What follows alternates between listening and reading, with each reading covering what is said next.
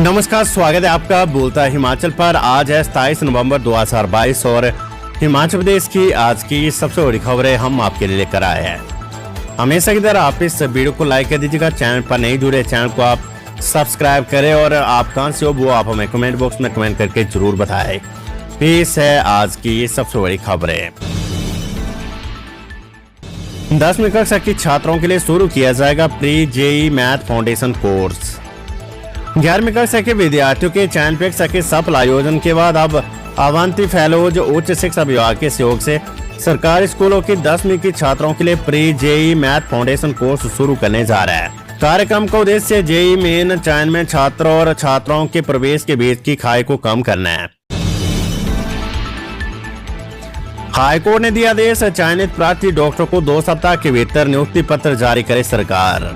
Himachal Pradesh high court ने 7 दिसंबर 2021 को आयोजित वॉक इन इंटरव्यू के तहत चयनित प्रार्थी डॉक्टरों को 2 सप्ताह के भीतर नियुक्ति पत्र जारी करने के आदेश दिया है। न्यायाधीश सुवीन और न्यायाधीश सुशील कुकरेजा की खंडपीठ ने कहा है कि सरकार मनमानी नहीं कर सकती है। सरकार बिना किसी ठोस कारण के पात्र उम्मीदवारों को नियुक्ति पत्र जारी करने से इनकार भी नहीं कर सकती है। मामले के अनुसार 29 नवंबर 2021 को स्वास्थ्य विभाग ने कॉन्ट्रैक्ट आधार पर वॉक इन इंटरव्यू के माध्यम से 81 डॉक्टरों के पद भरने के लिए आवेदन आमंत्रित किए। प्रार्थी डॉक्टरों समेत कुल 450 डॉक्टरों ने इस प्रक्रिया में भाग लिया था। साक्षात्कार के बाद 76 डॉक्टरों की मेरिट लिस्ट तैयार की गई। प्रार्थियों के नाम भी इस लिस्ट में शामिल थे, परंतु विभाग ने 1 फरवरी 2022 को केवल 43 डॉक्टरों को नियुक्ति पत्र जारी किए। प्रार्थियों का नंबर 43 डॉक्टरों के बाद था, इसलिए उन्हें नियुक्ति पत्र नहीं दिए गए। सरकार का कहना था कि विभाग में 114 डॉक्टर सरप्लस है। कोर्ट ने पाया कि विभाग और मेडिकल कॉलेजों में डॉक्टरों का कैडर अलग अलग है। आचार संहिता के बीच बढ़ाई पगार, वोकेशनल ट्रेनर्स की सैलरी पर चुनाव आयोग ने मांगी रिपोर्ट। हिमाचल प्रदेश में आदर्श चुनाव आचार संहिता के बीच वोकेशनल ट्रेनर्स का मानदेय बढ़ाया गया है। इसे लेकर प्रोजेक्ट डायरेक्टर समग्र शिक्षा ने आदेश जारी किया है। इस पर इलेक्शन कमीशन ने संज्ञान लिया और शिक्षा विभाग से रिपोर्ट तलब की है। ये आदेश 1 नवंबर को जारी किए गए। इसके मुताबिक सभी वोकेशनल ट्रेनर्स को 1 अक्टूबर से बढ़ा हुआ मानदेय मिलेगा। अभी तक वोकेशनल ट्रेनर्स को 19,000 रूपए प्रति माह मानदेय मिल रहा है। नए आदेशों के मुताबिक उन्हें अब 19,500 रूपए मानदेय मिलेगा। प्रदेश में आचार संहिता के कारण इस तरह के आदेश बिना इलेक्शन कमीशन की अनुमति से नहीं दिए जा सकते। ऐसा करना आदर्श आचार संहिता के उल्लंघन के दायरे में आता है। विभागीय अधिकारियों की माने तो समिति ने चुनाव आचार संहिता लगने से पहले ही सितंबर में इनका मानदेय बढ़ाने को मंजूरी दे दी थी, जिसे आदेश जारी कर अब लागू कर दिया गया है। इस बारे में state election officer Manish Garg ने बताया कि वोकेशनल ट्रेनर्स के मानदेय बढ़ाने के जो आदेश जारी हुए हैं उसे लेकर प्रोजेक्ट डायरेक्टर समग्र शिक्षा से रिपोर्ट मांगी गई है। इसके आधार पर ही आगे की कार्यवाही की जाएगी।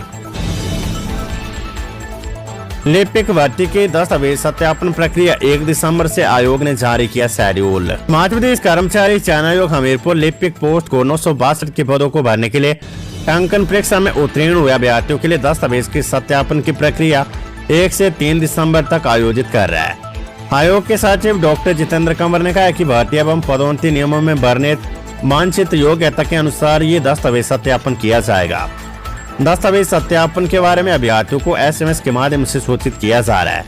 इसके अलावा अभ्यर्थियों को अपनी यूजर ID से दस्तावेज सत्यापन का कॉल लेटर डाउनलोड करना होगा। मुख्य निर्वाचन अधिकारी मनीष गर्ग बोले, विधानसभा चुनाव में 10.7% बढ़े आम वोटर। हिमाचल प्रदेश के मुख्य निर्वाचन अधिकारी मनीष गर्ग ने कहा कि वर्ष 2017 के विधानसभा चुनावों की तुलना में इस बार आम मतदाताओं की संख्या में 10.7% की वृद्धि हुई है। पिछले चुनावों में वोटरों की संख्या 49,88,000 थी, जो कि अब बढ़कर 55,25,000 हो गई। इनमें से 18 से 19 वर्ष की आयु वर्ग के 1,93,000 नए मतदाता भी शामिल है। युवा मतदाताओं को जागरूक करने के लिए 2,524 चुनाव साक्षरता क्लब और 7,881 चुनावी पाठशालाओं का भी गठन किया गया है। मुख्यमंत्री जयराम ठाकुर ने कहा कि कांग्रेस के कई नेताओं को यही मालूम नहीं है कि वे खुद जीत रहे या नहीं, बावजूद इसके वे दिल्ली दौड़ रहे हैं और CM बनने की ख्वाहिश पाले हुए हैं। उन्होंने कहा कि प्रदेश में सरकार भाजपा की बनेगी।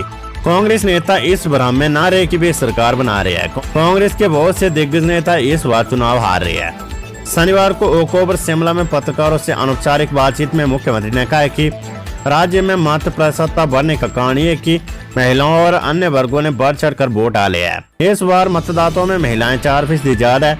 पिछले विधानसभा चुनावों में महिलाओं ने भाजपा की नीतियों से प्रभावित होकर बढ़ चढ़कर मतदान किया और भाजपा ने बड़ी जीत से सरकार बनाई है। इस बार भाजपा ने महिलाओं के लिए अलग से संकल्प पत्र निकाला है। ऐसे में महिलाओं ने भाजपा सरकार के पक्ष में मतदान किया है। उन्होंने कहा कि कांग्रेस ने ओपीएस को मुद्दा बनाने का प्रयास किया, मगर कर्मचारियों के एक बहुत बड़े वर्ग ने भाजपा के पक्ष में मतदान किया है।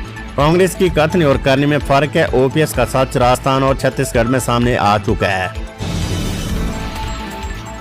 Weather update. हिमाचल में 6 दिनों तक मौसम साफ, शिमला से ठंडी, चंडीगढ़ और ऊना की रातें।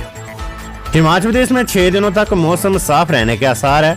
मौसम विज्ञान केंद्र शिमला के अनुसार प्रदेश में 27 नवंबर से 2 दिसंबर तक मौसम शुष्क रहने की संभावना है। वहीं रात के समय शिमला से ज्यादा ठंड चंडीगढ़ और ऊना में पड़ रही है। शिमला का न्यूनतम तापमान 10 डिग्री सेल्सियस दर्ज किया गया, जबकि ऊना में 6 और चंडीगढ़ में 9.7 डिग्री सेल्सियस दर्ज हुआ है। शिमला में गरजे किसान, बोले केंद्र सरकार ने दिया धोखा, अब दोगुनी ताकत से होगा आंदोलन। केंद्र सरकार ने किसानों के साथ वादा खिलाफी की है। सरकार ने झूठ बोलकर किसानों का आंदोलन खत्म करवाया, लेकिन अब एकजुट होकर दोगुनी ताकत के साथ फिर से आंदोलन होगा। संयुक्त किसान मोर्चा के बैनर तले शनिवार को किसानों के राजभवन मोर्चा को संबोधित करते हुए हिमाचल किसान सभा के राज्य अध्यक्ष डॉक्टर कुलदीप सिंह तंवर ने ये बात कही है। इस दौरान राज्यपाल के माध्यम से राष्ट्रपति को 8 सूत्रीय मांग पत्र भी भेजा गया है। उन्होंने कहा कि आंदोलन समाप्त करते समय सरकार ने किसानों से जो वायदे किए थे, अब केंद्र सरकार उन पर कोई कदम नहीं उठा रही है। विधायक राकेश सिंह ने कृषि संकट के लिए सरकार की गलत नीति को जिम्मेदार ठहराया है। उन्होंने किसानों से आह्वान किया कि वे इन नीतियों के खिलाफ एकजुट होकर लड़े।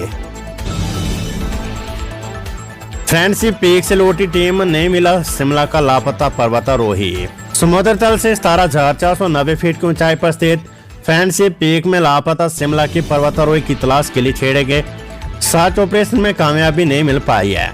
8 दिन बाद भी पर्वतारोही का कोई सुराग नहीं लग पाया है।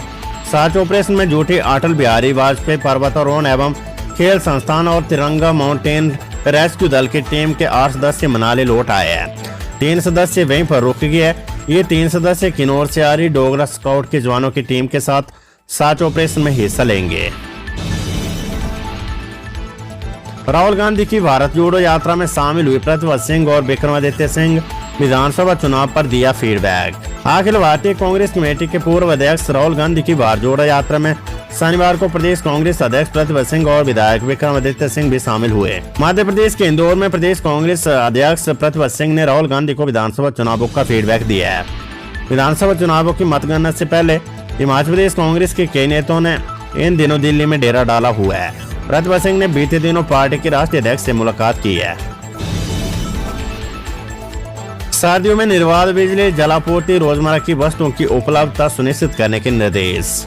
हिमाचल प्रदेश सरकार के मुख्य सचिव आर डी दीवान ने अधिकारियों को निर्बाध बिजली, पानी की आपूर्ति, रोजमर्रा उपयोग की वस्तुओं की उपलब्धता, विशेष रूप से बर्फबारी वाले क्षेत्रों के लिए आवश्यक वस्तुओं का भंडारण सुनिश्चित करने के लिए समन्वित कार्य योजना बनाने के निर्देश दिए है। आर डी दीवान ने शनिवार को शिमला में राजस्व विभाग के आपदा प्रबंधन सेल की ओर से उपायुक्तों और संबंधित विभागों के साथ शीतकालीन तैयारियों को लेकर आयोजित समीक्षा बैठक की अध्यक्षता की। आर डी दीवान ने कहा कि संपर्क सुविधा, अस्पताल, बिजली, जलापूर्ति और शिक्षण संस्थान प्रशासन की प्राथमिकता होनी चाहिए। उन्होंने प्रदेश में संवेदनशील क्षेत्रों को चिन्हित करने और बर्फ हटाने के लिए क्षेत्रों को प्राथमिकता प्रदान कर पर्याप्त मशीनरी लगाने के भी निर्देश दिए हैं। विधानसभा चुनाव पर प्रत्याशियों से फीडबैक लेने के लिए समीक्षा बैठक करेगी भाजपा। भाजपा के प्रदेश अध्यक्ष और सांसद सुरेश कश्यप ने कहा है कि पार्टी शीघ्र ही हाल ही में हुए विधानसभा चुनाव के लिए मतदान को लेकर समीक्षा बैठक करेगी। इस बैठक में सभी प्रत्याशियों से फीडबैक लिया जाएगा। हालांकि पार्टी पूर्ण रूप से आश्वस्त है कि इस बार प्रदेश में रिवाज बदलेगा और भाजपा पिछली बार से अधिक सीटें जीतकर नया रिवाज बनाएगी। प्रेस बयान में उन्होंने कहा कि इस बार प्रदेश में बम्पर मतदान हुए और जनता के रुझान एवं उत्साह से साफ जाहिर है कि इस बार प्रदेश में हुए विकास कार्य के नाम पर मुहर लगाई गई है। सुरेश कश्यप ने कहा कि कुछ दिन पूर्व भाजपा की विधानसभा चुनाव के लिए गठित विभिन्न समितियों की बैठक परमाणु में हुई थी। इसमें कुछ समितियों ने चुनाव से संबंधित सुझाव दिए थे। पार्टी ने सुझावों पर अमल करने का आश्वासन दिया था और जो कमियां रहेगी उन्हें भी दूर किया जाएगा। सैनिक स्कूल प्रवेश परीक्षा के लिए 30 नवंबर तक करे ऑनलाइन आवेदन। हिमाचल प्रदेश के एकमात्र सैनिक स्कूल सुजानपुर टेरा में 6ठी कक्षा में प्रवेश के लिए लिखित परीक्षा 8 जनवरी को होगी। राष्ट्रीय टेस्टिंग एजेंसी एनटी की ओर से ली जाने वाली ऑल इंडिया सैनिक स्कूल प्रवेश परीक्षा 2023 के लिए पात्र विद्यार्थी 30 नवंबर साय 5 बजे तक ऑनलाइन आवेदन कर सकते हैं। 6ठी कक्षा में प्रवेश के लिए विद्यार्थियों की आयु 31 मार्च 2023 को 10 और 12 वर्ष के बीच होनी चाहिए। प्राचार्य ने बताया कि विद्यार्थियों को पात्रता और प्रवेश परीक्षा के संबंध में विस्तृत जानकारी वेब पोर्टल पर उपलब्ध करवा दी गई है। पीएम श्री स्कूलों में पढ़ाने वाले शिक्षकों को मिलेगा विशेष प्रशिक्षण। नई शिक्षा नीति के तहत होगा काम। नई राष्ट्रीय शिक्षा नीति के अनुरूप स्कूली शिक्षा को मजबूती देने के लिए देश भर में प्रस्तावित पीएम श्री स्कूलों को खोलने की तैयारी शुरू हो गई है। ये ऐसे सरकारी स्कूल होंगे जो न सिर्फ इंफ्रास्ट्रक्चर के स्तर पर मजबूती से खड़े दिखेंगे बल्कि शैक्षणिक स्तर पर भी उनकी ऊंचाई देखने को मिलेगी। शिक्षा मंत्रालय ने इसके लिए कई अहम योजनाएं बनाई है। इनमें से एक अहम योजना इनमें पढ़ाने वाले शिक्षकों को विशेष प्रशिक्षण देना है, जो स्कूलों के चयन के साथ ही देश भर से शुरू हो जाएगी। ये प्रशिक्षण करीब 3 महीने का होगा। शिक्षा मंत्रालय के मुताबिक प्रस्तावित PM school for rising India स्कूलों में जिस तरह से एनईपी की सभी सिफारिशों को लागू किया जाएगा, उसके लिए शिक्षकों को प्रशिक्षण होना जरूरी है। College of horticulture and forestry के छात्र जाएंगे विदेश। हमीरपुर के नेरी स्थित college of horticulture and forestry के 16 स्टूडेंट्स नए स्टार्टअप के बारे में जानने और एंटरप्रेन्योरशिप की ट्रेनिंग लेने के लिए बैंकॉक थाईलैंड जाएंगे। इसके अलावा वे कृषि से संबंधित आधुनिक नई तकनीकी की जानकारी भी लेंगे और वापस लौटने के बाद प्रदेश के किसानों बागवानों को इस आधुनिक तकनीक से अवगत करवाएंगे। ये पहला मौका है जब इस संस्थान के छात्र नई तकनीक की जानकारी लेने के लिए देश से बाहर जा रहे हैं। सभी छात्रों के आने जाने का खर्च सरकार की ओर से वहन किया जाएगा।